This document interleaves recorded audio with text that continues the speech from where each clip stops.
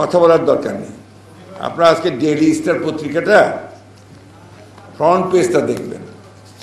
Front পেজটা দেখলে দেখবেন যে একটা বিশাল হাতি, সে আপনার কতগুলো সাধারণ কৃষক, শ্রমিক, মেহনত মানুষের উপরে উঠে বসে আছে।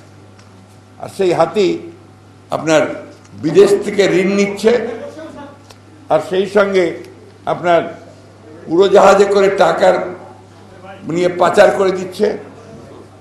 এরপরে আপনার ভ্যাট ট্যাক্সের চাপে পড়েছে, আপনার করাপশন, দুর্নীতি হচ্ছে, তার ক্রোকোডাইল একটা কুমির, তার নিচে আপনার লুকিয়ে আছে ব্যাংক ডিফল্টার্স।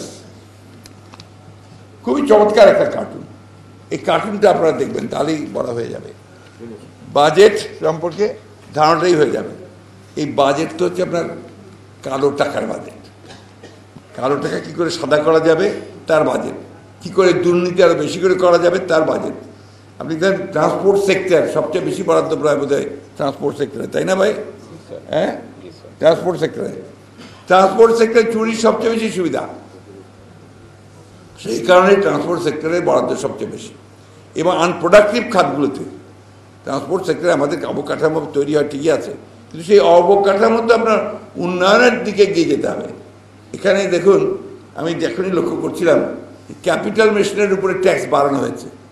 ক্যাপিটাল মেশিনের উপরে ট্যাক্স বাড়ানোর অর্থ কী?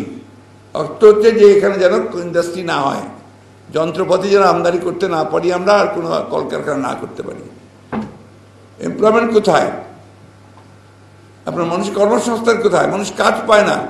ঢাকা শহর থেকে আমাদের যারা এখানে ছোটোখাটো ব্যবসা বাণিজ্য করতো, চাকরি করতো, তারা সব গ্রামের দিকে চলে যাচ্ছে। গ্রামের দিকে গিয়েও তো লাভ নাই, সেখানে কোনো কাজ নাই।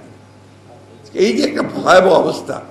কিছুক্ষণ আগে সাবেক এসপি সাহেব বলেছেন যে এই কথা বলে আপনার এই কৃষি বিপ্লব, শিল্প বিপ্লব, এগুলো বলে তো কোনো লাভ হবে না যদি আপনার এই ভয়াবহ যে দানব, একটা মনস্টার, একেবারে পুরোপুরি মনস্টার একটা, সেই মনস্টারকে যতক্ষণ না আমার বুকের উপর থেকে সরাতে পারবো ততক্ষণ পর্যন্ত আমার কোনো বিপ্লবের কাজ হবে না।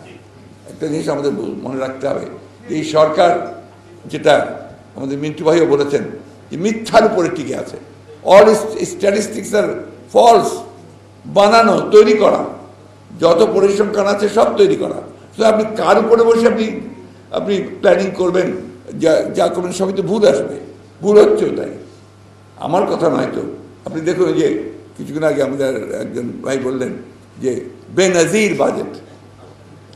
বেনজির তো সব দিক দিয়েই। এখন বেনজির আমাদের পুলিশ অধিকর্তা ছিলেন, তিনি আমাদের সাবেক পুলিশ কর্তা, র্যাবের ডিজি ছিলেন, তিনিও যা ঘটিয়েছেন তাও বেনজির। এখন বাজেট হচ্ছে তাও বেনজির। সাবেক আর্মি চিফ ছিলেন, তিনি যে ঘটিয়েছেন সেটাও বেনজির। আমাদের সব কিছুই বেনজির এখন। তাই আমাদের শেষ কথা যেটা, সেটা হচ্ছে যে সবাইকে জেগে উঠতে হবে। আপনারা সবাই শিক্ষিত, অত্যন্ত উচ্চশিক্ষিত মানুষ, বিশ্ববিদ্যালয়ের অধ্যাপক। আপনারা একটাই কাজ আপনাদের হওয়া উচিত আমি মনে করি। আপনারা তো রাস্তায় নেমে লড়াই করতে পারবেন না, যুদ্ধ করতে পারবেন না, কিন্তু আপনাদেরকে যে তরুণ প্রজন্ম, তাকে জাগিয়ে তুলতে হবে। আমি জানি খুব কঠিন কাজ, ক্লাসের মধ্যে এসব কথা বলে তার পরের দিনে আপনি নাই, ইউ আর নট দেয়ার, কিন্তু এর মধ্যেই কাজটা করতে হবে। এর মধ্যেই আপনাকে মানুষকে জাগিয়ে তোলার জন্য যা কিছু করা দরকার সেটাই করতে হবে, যদি আমরা দেশকে ভালোবাসি, মাতৃভূমিকে ভালোবাসি। দেখেন, গণতন্ত্রের ন্যূনতম যদি থাকে তাহলেও কিন্তু মানুষ একটা পথ পায়। ভারতের নির্বাচনের দিকে তাকিয়ে দেখেন, যেখানে ভারতের শাসক গোষ্ঠী ভাবছিল যে তারা 400-র বেশি আসন পেয়ে যাবে, পেয়ে গিয়ে তারা তাদের যে ইচ্ছিত লক্ষ্য, ভারতের যে আপনার হিন্দুত্ববাদকে সংবিধান পরিবর্তন করে প্রতিষ্ঠা করা, সেটার দিকে তারা এগিয়ে যাবে। ভারতের মানুষ কিন্তু এই নির্বাচনের মধ্য দিয়ে তাদের রুখে দিয়েছে, এইটাই হচ্ছে আপনার গণতন্ত্রের লাভ। এটাই হচ্ছে আপনার সত্যিকার অর্থেই ইনস্টিটিউশন ডেভেলপ করার লাভ। একটা নির্বাচনের ইনস্টিটিউশন আছে সেখানে। আমাদের সব কিছু ভেঙে দিয়েছে না, কিচ্ছু রাখেনি। নির্বাচন যে ইনস্টিটিউশন, তাকে ভেঙে দিয়েছে। বিচার বিভাগের স্বাধীনতা তাকে বিনষ্ট করেছে। আপনার প্রেসের, মিডিয়ার যে স্বাধীনতা তাকে ধ্বংস করে দিয়েছে। আমলাতন্ত্রকে পুরোপুরিভাবে কক্ষিগত করেছে, কোথাও কিছু অবশিষ্ট রাখেনি। এই ধ্বংসাবশেষ থেকে আমাদেরকে উঠে দাঁড়াতে হবে। আমাদের সামনে তো নজির আছেই, আমাদের প্রেসিডেন্ট জিয়া রহমান সাহেব। আমাদের নেত্রী দেশনেত্রী বেগম খালেদা জিয়া, তিনিও কিন্তু 9 বছর সংগ্রাম করে ওই ধ্বংসস্তূপ থেকে জেগে উঠেছিলেন ফিনিক্স পাখির মতো। আজকে আমরাও আমাদের ভারপ্রাপ্ত চেয়ারম্যান তারেক রহমানের নেতৃত্বে সংগ্রাম করছি, লড়াই করছি। এবং আপনি লক্ষ্য করে দেখবেন কেউ কিন্তু হতাশ হয়নি, কেউ দল ছেড়েও যায়নি, আমাদের দল কেউ ছেড়ে চলে যায়নি এবং সেটা যাবেও না, কারণ আমরা একটা সত্যের পথে, ন্যায়ের পথে আছি। আজকে সেই জন্যই আমার যে এই সেমিনারের শেষে আমার যে আবেদন, শহীদ প্রেসিডেন্ট জিয়া রহমানকে স্মরণ করে তার আদর্শকে বাস্তবায়িত করতে হলে দেশনেত্রী বেগম খালেদা জিয়া যে পতাকা তুলে ধরেছিলেন, জাতীয়তাবাদের বাংলাদেশি জাতীয়তাবাদী যে পতাকা জিয়া রহমান কাছ থেকে পেয়েছিলেন, সেই পতাকাকে তারেক রহমান সাহেব তুলে ধরেছেন।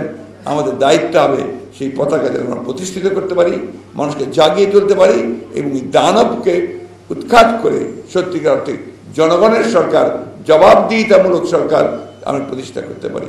এটাই হোক আমাদের লক্ষ্য। ধন্যবাদ সকলকে। আসসালামু আলাইকুম।